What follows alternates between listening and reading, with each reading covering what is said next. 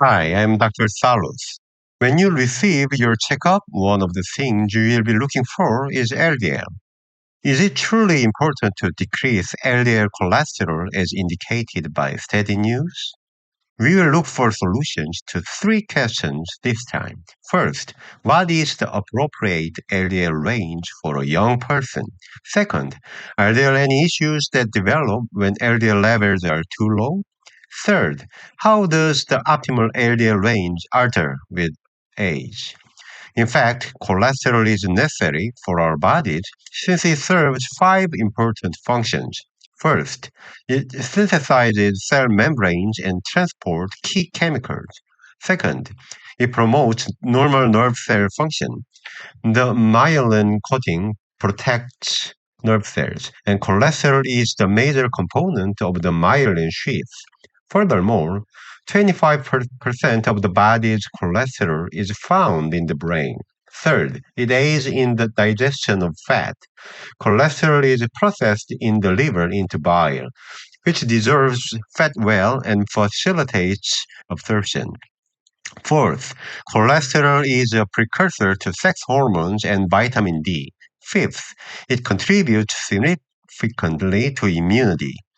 Aids immune cells in their fight against infection. LDL also delivers pathogens to the liver and excretes them from the body. Given this, wouldn't you think that having too low cholesterol levels could be a problem? Nonetheless, elevated LDL is an issue. First, it has a deleterious impact on blood vessels. High LDL adheres to the walls of arterial blood vessels, causing debris to accumulate. Second, high LDL levels increase the likelihood of beta amyloid formation, making dementia more likely. As such, LDL can decrease cognitive function. Third, as LDL levels rise, gallstones form more easily. Is it true that the lower the LDL level, the better? A research team at Seoul National University Hospital conducted a study that collected data from 5.7 million young people under the age of 40 in Korea and examined it for 7 years.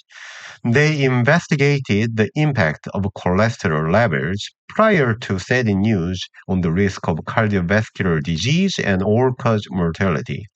The optimal LDL range was 84 to 101, and anything higher or lower than this resulted in premature death. It wasn't a case of low is better. Low LDL may be linked to an increase in cancer and infectious illnesses. There is a frightening vascular disease whose prevalence rises as LDL levels fall. It is hemorrhagic stroke. The incidence of hemorrhagic stroke decreased by 3% for every 10 increase in LDL levels in the Whoa. moderate range of 100 to 130, according to a comprehensive analysis of 480,000 people worldwide. As LDL drops below 100, the risk of stroke rises sharply. Why is lowering LDL riskier for hemorrhagic stroke? First, cholesterol is a component of cell membranes, and a lack of LDL makes red blood cell membranes unstable. Second, low LDL concentration is linked to an increase in microbleeds. As a result, low levels are directly related to hemorrhagic stroke. Now that we've looked at the young case, should we move on to the elderly?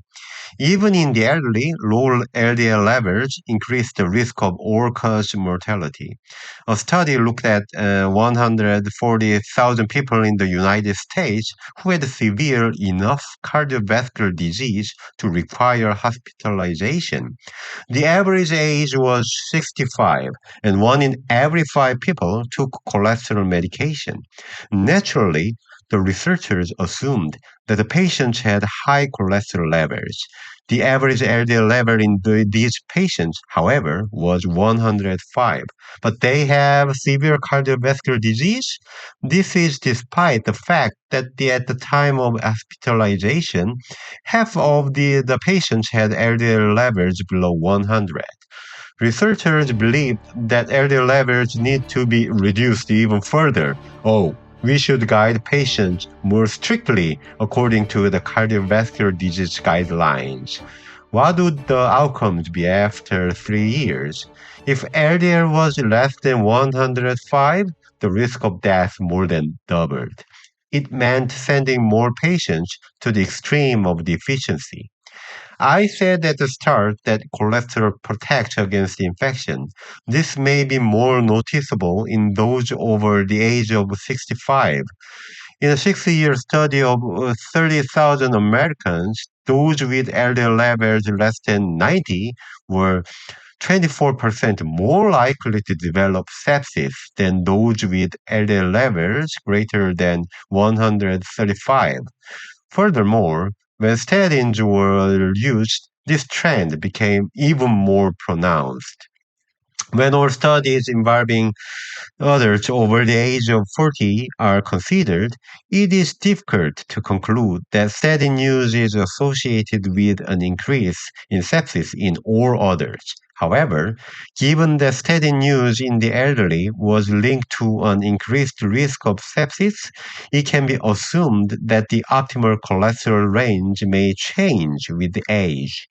Higher the levels in your youth are an extreme of excess that clearly increases your risk of cardiovascular disease. In the Korean study on the optimal LDL range, it was 84 to 101 under 40 years old, right? However, I believe that as we age, the moderate LDL range shifts to the right. Everyone is aware that the level of health in relation to obesity varies with age, right? Being underweight is advantageous when you are young, but as you get older, you must become overweight, bordering on obesity. This is referred to as the paradox of obesity. As with body weight, there may be a cholesterol paradox phenomenon in which the optimal LDL range shifts to the right over time. High cholesterol may be fatal to your cardiovascular system when you are young, but as you age, high LDL may have a complex effect on cancer, dementia, and infectious diseases. The link between high LDL and cardiovascular disease vanishes in healthy older adults. Data from a 3-year survey of 60,000 Koreans who had no underlying cardiovascular disease and did not take statins is an example. There was no difference in the risk of cardiovascular disease or death between those with an average LDL of 162 and those with an average LDL of 73. There are a few things to keep in mind. Diabetes patients were an exception, with high LDL levels making them 1.5 times more likely to die.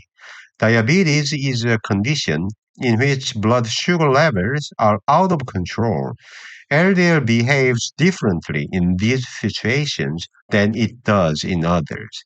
So let's figure it out. First, having an LDL that is too high is a problem, but having an LDL that is too low is also a problem. In LDL, a moderate J-shaped graph is also established. In general, the range of 100 to 130 is the most stable. Second, the younger you are, the lower the optimal range for LDL. This is approximately 80 to 110. Third, as you get older, the likelihood of high LDL causing cardiovascular disease decreases, while the likelihood of low LDL causing other diseases increases. It is assumed that in the elderly, an LDL of less than 100, like a diastolic blood pressure of less than 60, should be avoided at all costs. In the elderly, I would like to set the moderate LDL at 130 to 160. Next time, I'll tell you what you need to do before getting a statin prescription if your LDL is high. Your subscriptions and likes are necessary conditions for producing quality content for your health and peace. Salud!